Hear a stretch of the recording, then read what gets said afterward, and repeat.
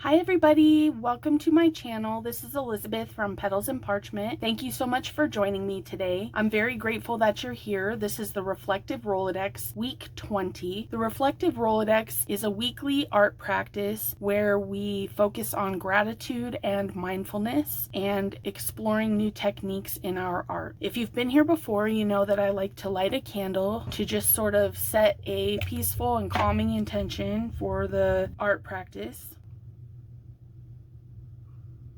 Just something nice that I do for myself each week before we get started. Smells very lovely. And each week, another ritual that I have is to take a few deep breaths and center ourselves and try to focus on something that we're grateful for. So if you'd like to join me and you feel comfortable, go ahead and close your eyes. Take a big deep breath in through your nose and exhale through your mouth. Let's get ready to have some fun. You're here to create. Let your intuition and your hands and your heart guide you. Take a big deep breath in through your nose and exhale through your mouth. And think of something that you're grateful for.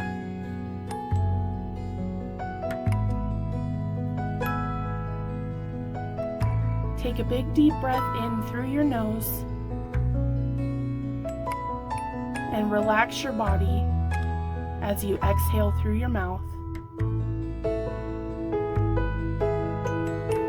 How are you feeling today? Try to let go of any pressure or judgment you're feeling. Let go of any stressful events that happened in the week. And get excited for some creative time in your art practice. And when you're ready, go ahead and open your eyes and let's get started. I'm looking at the journaling prompts for week 3, which focuses on gratitude for everyday life. I want to talk about growing gratitude.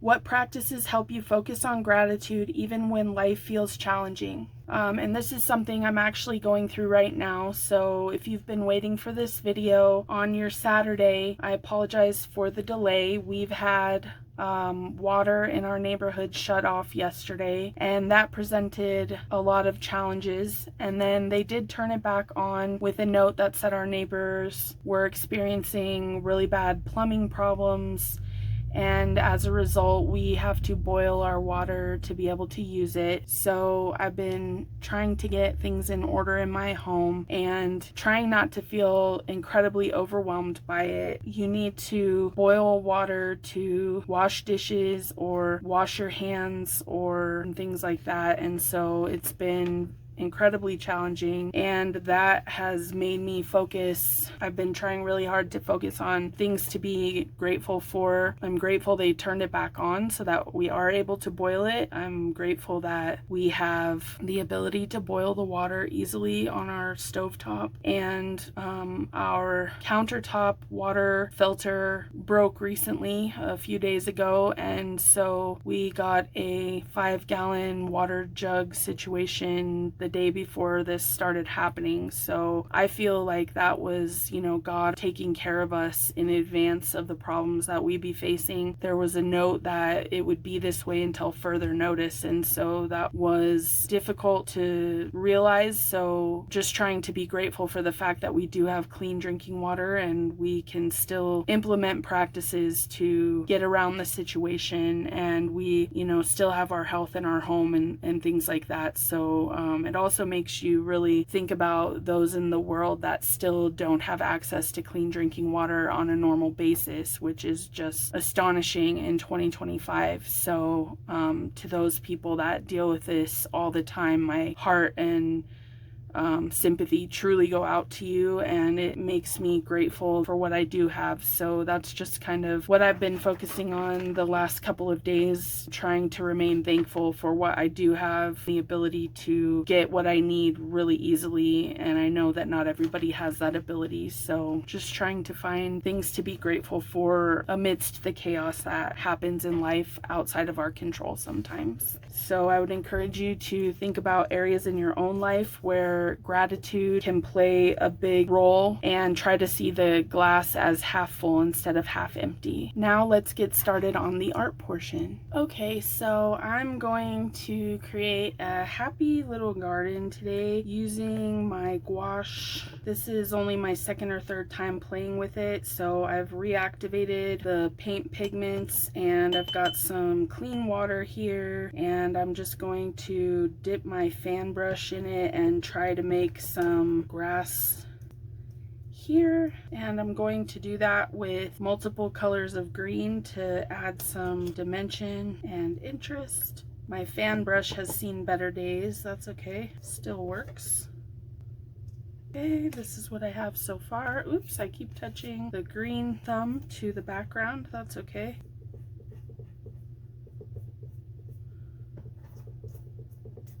Okay. And just a really super light wash of blue. I'm going to just dabble some blue in here to get an impression of a sky. Do use some white here to paint some fluffy clouds. And I'm going to dry this and then get started on the flowers. Okay, that's pretty dry, and I'm going to go back in with a little bit more white and emphasize those clouds again. They're sort of disappearing, so I'm going to try to whiten them up with some crayon. That's fun. Okay, and this is what I have so far. Okay, so now I'm just going to take various shades of green with these embossing tools and make different size stems and leaves for my flowers.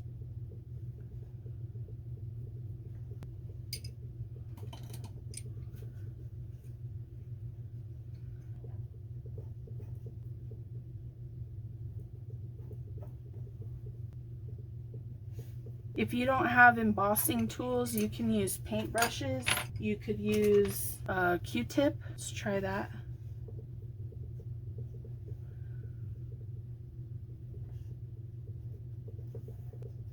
That works pretty good. It gives you a wider stem though. I didn't care for the embossing tools for the stems, so I'm going to try to use my Royal Majestic fine paintbrushes. And this is more what I was going for. And then each of these stems, I'm just going to paint or use the embossing tool to make a flower. There's a little tulip. Maybe this big one will make a sunflower.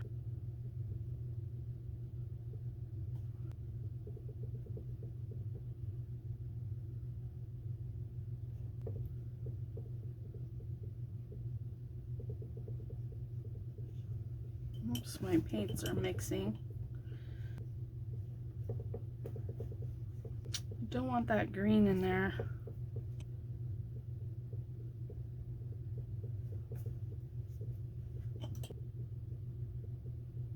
I don't like how that turned out.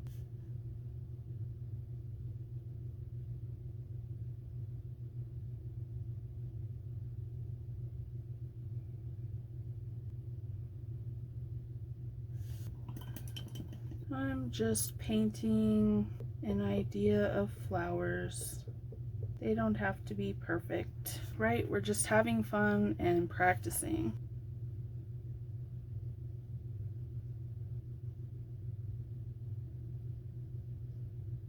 You can make up your own flowers. Ooh, I really like this orange one. I just did a few dots in a straight line. Some of these look better than the others for sure. I really don't like the yellow flower. I know you can like lift watercolors sometimes when you don't like something, and you can also cover it in paper crafting because you can glue something over the top of it, which is what I'm going to do, and you won't even know.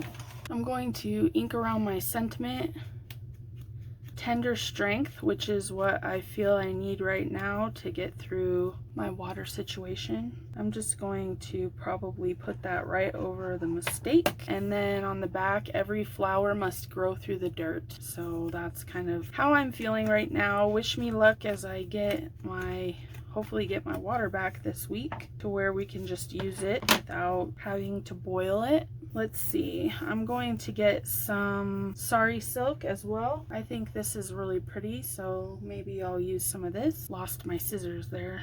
Just tear it like so. Well, that's a pretty piece. I think we need a little bit bigger one though. Let's see. There we go.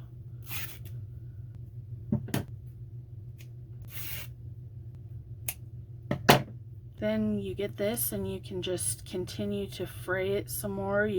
There's strings that fall off of it that I like to save and glue there as well.